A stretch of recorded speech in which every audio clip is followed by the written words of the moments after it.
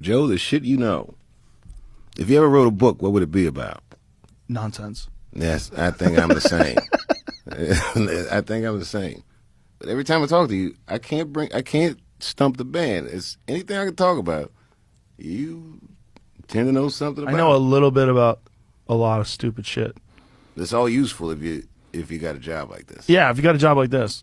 But it's all because of talking to so many people. But unfortunately, I forgot so much of it too, because it's like my hard drive's just over spilling. It's like a garbage pail that's just garbage is just falling out of it. There's like too much in there. Does Spotify give you time off? Can you take a break? Would you take a break? No, I enjoy it. I know you enjoy it, but all these podcasts that I book, it's all based on my interests.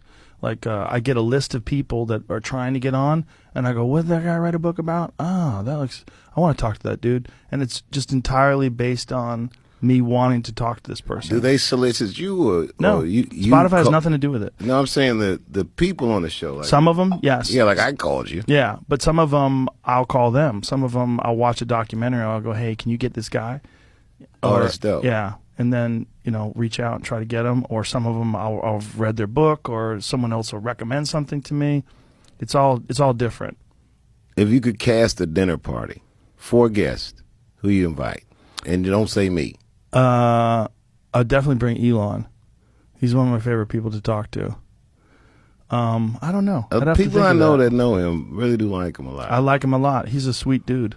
I gotta say, that night when we were all just sitting around talking, he's one of these guys who seems actually shy. Well, he's I don't know if shy is the word, but he's not. He doesn't need attention. No, which is an anomaly in our walk of life. But he's cool to talk to. Like he's genuinely there. He's not like, even though I'm a moron in comparison to him, when I talk to him, he'll talk to me in a normal way. He'll just communicate. Like I'll go, well, how do they do that? And he'll explain it.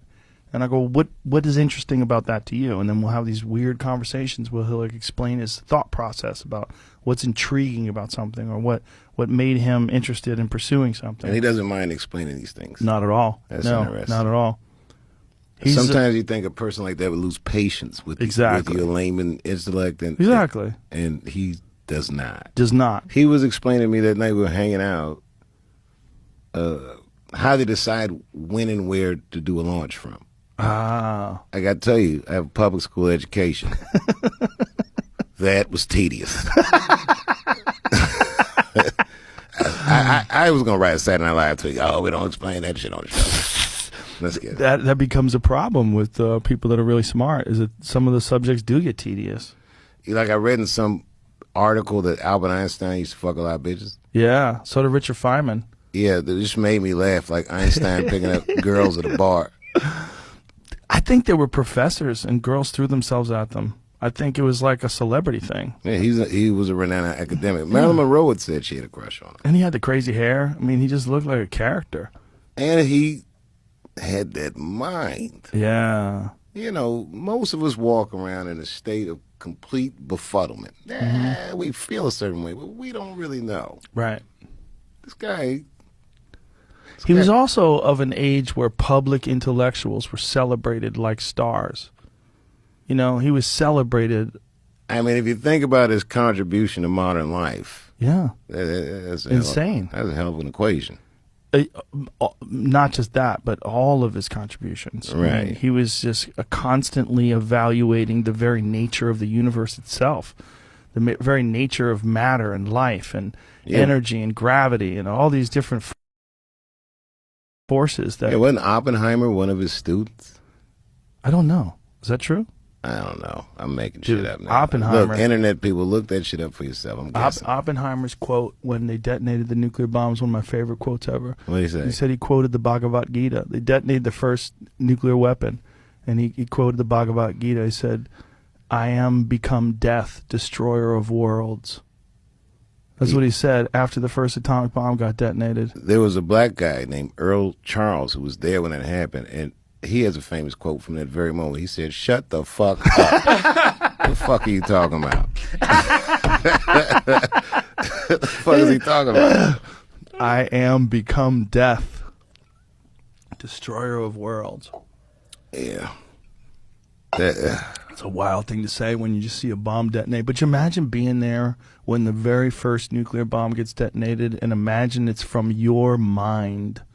It's a bunch of other people working on it. The Manhattan Project had a lot of people working on it, but it was a lot of it was Oppenheimer. Oppenheimer was brilliant. There, look at that. Oppenheimer and Einstein. So right here, let's fuck the world up. Let's sit down and draw out some plans. Fuck the whole world up. Let's get man, genius. Yeah. Einstein looks exactly like my grandfather. Really? Oh, yeah. Like so close, it's terrifying. Take away the hair.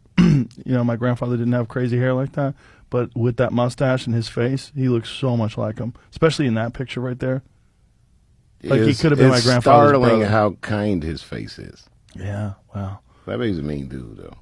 Imagine being a guy who's just that much smarter than everybody else. Yep. And you're trying to explain to people. Will you shut up, bitch? I'm thinking about math. No, it seems like an island. Yeah. I don't know what that. I can't imagine. Honestly, I can't imagine what that would be like. I do think that. I don't know. The shit that his mind conceived in his lifetime. Yeah. If he were a comedian, he'd have the angles that none of us saw. Yeah. It's that kind of thing. I mean, the thing is, like, Elon Musk is not Einstein in the sense that he's not creating equations that are going to shape the way our universe is thought of and perceived. But what he is doing is creating these businesses and these articles of technology, whether it's Tesla or whether it's SpaceX, these rockets that they're designing. He's changing the potential of our future. Right. I mean, he's changed what it means to have an electric car. He made an electric car instead of a thing that's practical. He made this dope spaceship that goes 0 to 60 in a little over 2 seconds. Have you been in a Tesla, like a Model S? Yeah. When it accelerates? A lot of people know they drive them. They're preposterous. It's amazing. The self-driving shit. It's weird because I feel like we live in the future. Yeah. And we used to watch the Jetsons and all this and Dick Tracy. Yeah. It's better than what they thought it would be. They didn't think of the internet. No. And the Jetsons didn't even have an iPhone. Right. I know. Yeah. Neither did Captain Kirk. He had to go Kirk out. Yeah, man. I got a walkie-talkie phone in my pocket. I can watch the news. Yeah. And all this information at my disposal. You can FaceTime people. It's that.